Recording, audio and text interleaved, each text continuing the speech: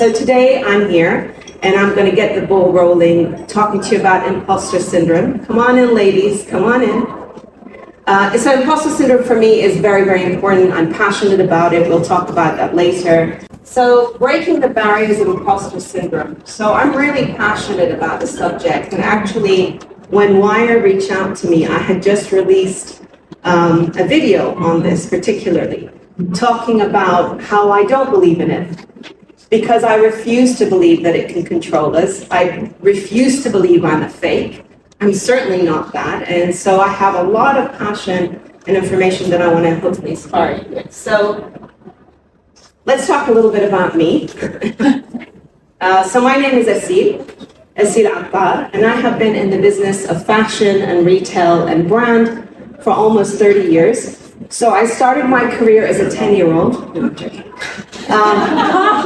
Don't laugh too hard. So no, I actually started my career as a 19-year-old. My first job was in Harrods many years ago as a salesperson.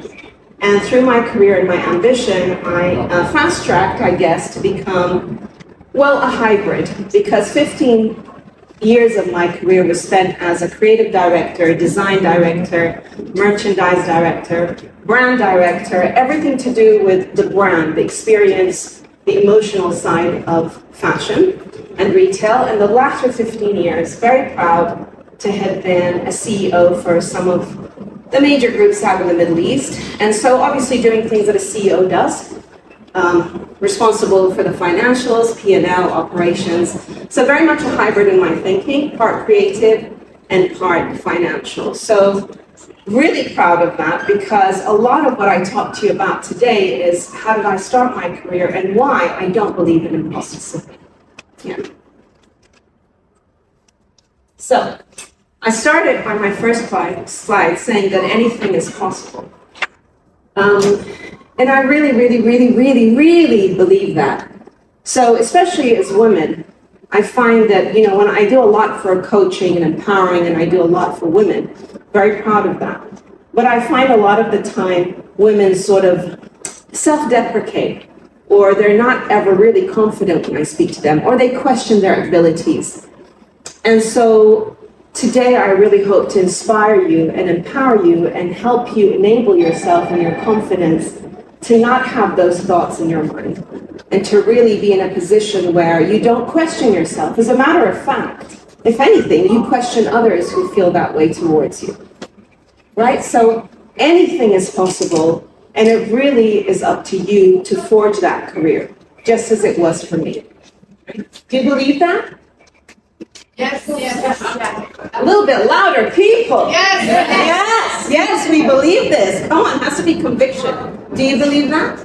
Yes. Wonderful. So glad. So what is imposter syndrome? What is imposter syndrome? Try not to cheat and look. What is it? Can somebody actually tell me what it is? Anybody? Male, female? When you feel like you don't deserve your place. Why do you feel that? Why do you feel that you don't deserve your place? No, it's not good. No, I'm just saying, why do you think people feel that? Because they are underestimating themselves. They're underestimating themselves. But it comes from cultural sort of ongoing being told that you're not good enough for where you want to go, and that sort of gets instilled in you, but no matter how hard you fight, it's the imposter syndrome comes from that, from your surroundings, from the society that you live in. Right. Even if you achieve it, you achieve everything that you should have achieved, or you think you've achieved it, you reach it, you still think that you're not there, that you don't deserve it, or you don't deserve the accolade that you're getting. Yeah, you have this self-doubt. Yeah, and that comes from the society, the culture, and the upbringing that you have. Right? That It you're could instilled come into from you. that. Yeah, I mean, I'm sure it's influential to you. But also, I guess you have a role to play, you're a part of that, right? And to break that, yes. Yeah, exactly. That's where I would understand that's where it would come from, especially with women who started out in, let's say, more conservative societies. Right. And they grew into their positions. Yes. You can break it, you can break the cycle, but that's where it would come from, and that's where I would understand that love will have from. Right. So do you agree? Do you disagree? Where do you feel? Are there women here today who feel that they have imposter syndrome? It's a closed room, guys. No shame. I would say I did, but I wrote less like. Okay, very interesting. So yeah. it's scary because maybe you want to achieve a better targets by. Yeah, exactly. I guess it's that feeling of you're not good enough. Yeah. You're not good enough, or you don't deserve that position necessarily, and you do have that self-doubt, right?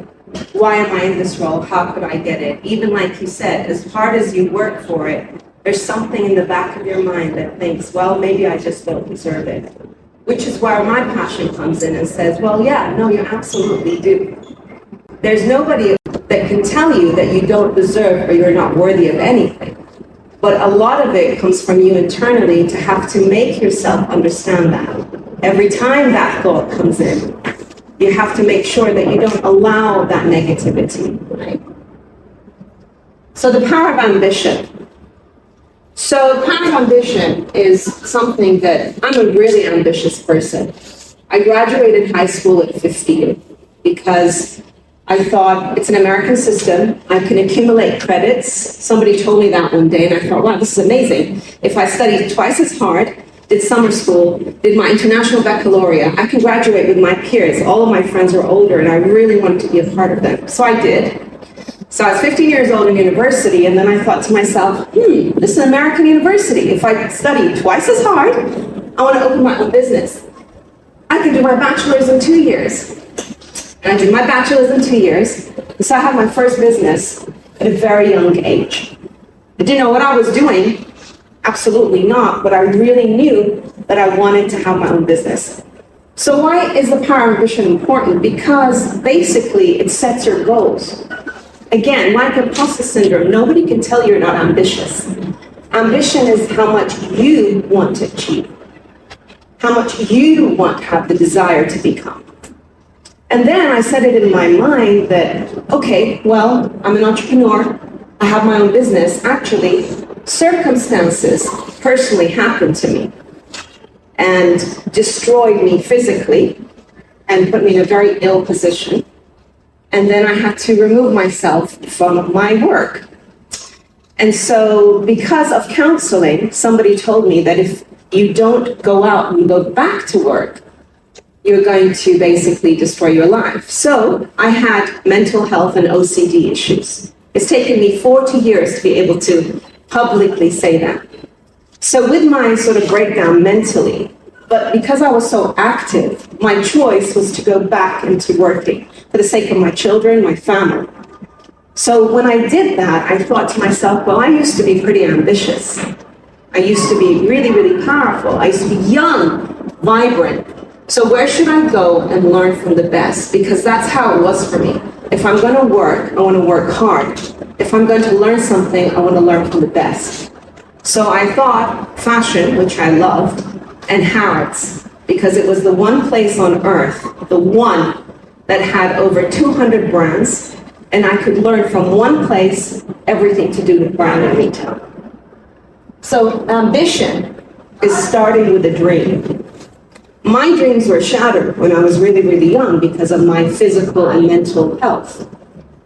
But then, through the grace of Allah subhanahu wa ta'ala, I made sure that if I was going to go back into it, that I was going to dream big, right? How important do you think ambition is? The driving force that takes you beyond what you think is impossible.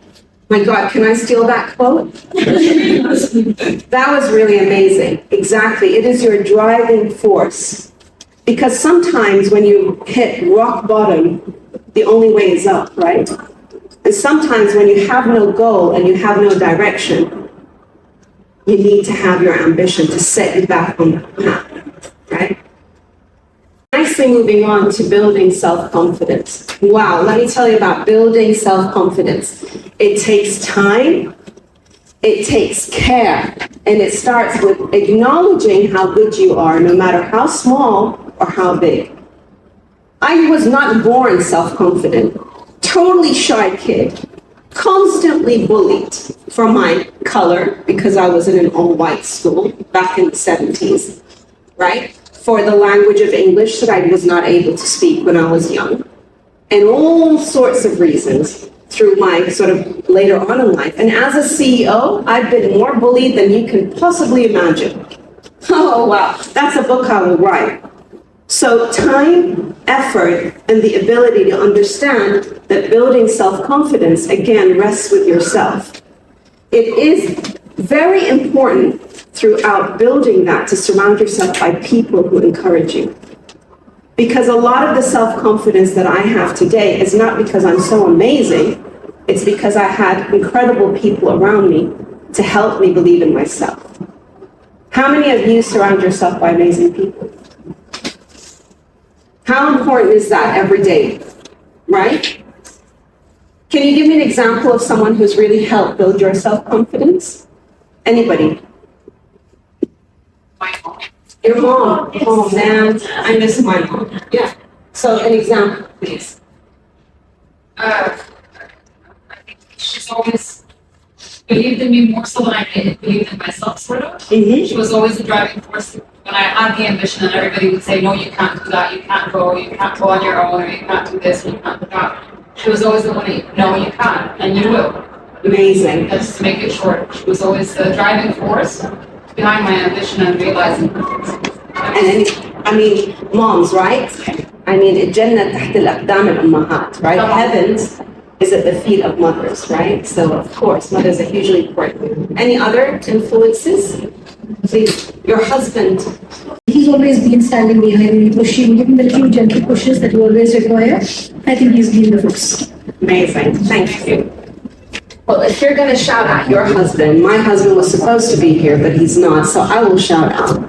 So my husband took a decision to stop his career and dedicate his time to me. Wow. Yes. So so then he studied executive coaching, he studied Islamic law, he studied everything and took a master's to enable me to be the person I am today. So he is a huge part of my support, aside my family. So I totally respect your hubby. We should get together sometime, have dinner. And just talk about how amazing you are. Finding a mentor. So this is really interesting for me because everybody talks about mentorship and coaching.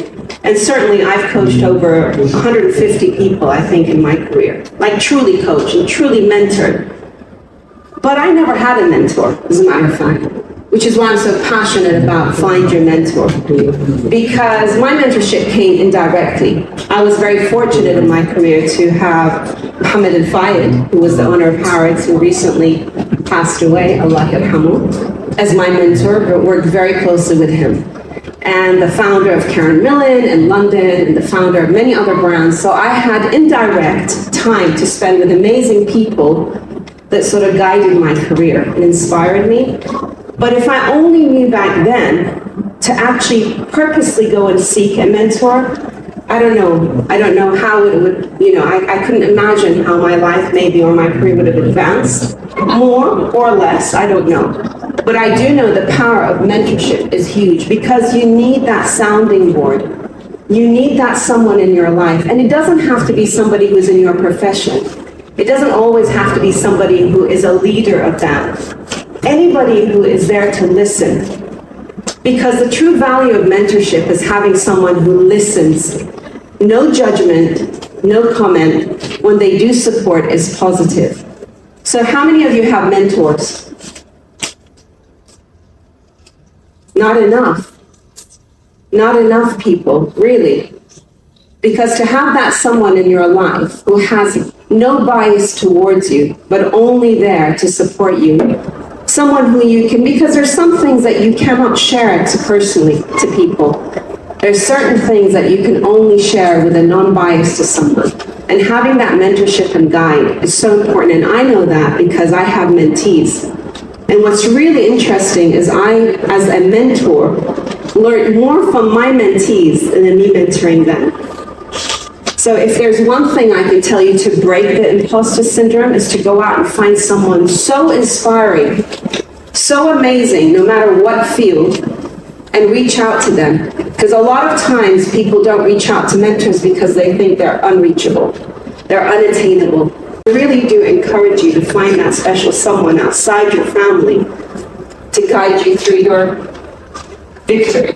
Embracing challenges and learning. Wow, that's the book I was telling you that I'm going to write one day, inshallah. My career in 30 years, oh my God, paved with potholes, paved with rejection. Everybody looks at my career and thinks, wow, Forbes 100, Forbes 50, Forbes this, Arabian business that, retail landscape this, empowered women, conferences. No, guys, it hurt. To earn my career hurt. Till a few years ago, it hurt. The higher I grew up in rank, the more, for some reason, it enabled people to just become nastier. So it just became more and more challenging, especially as a female, especially being one of the few female CEOs, one of the few female CEOs in fashion, because it's a male-dominated industry, one of the very few female CEOs in a boardroom. So there's a term that they call gaslighting, right? Where you're made to feel inferior through mental abuse. So when I talk about bullying, it's mental. The snide remarks, the disrespect, you name it, I've had it.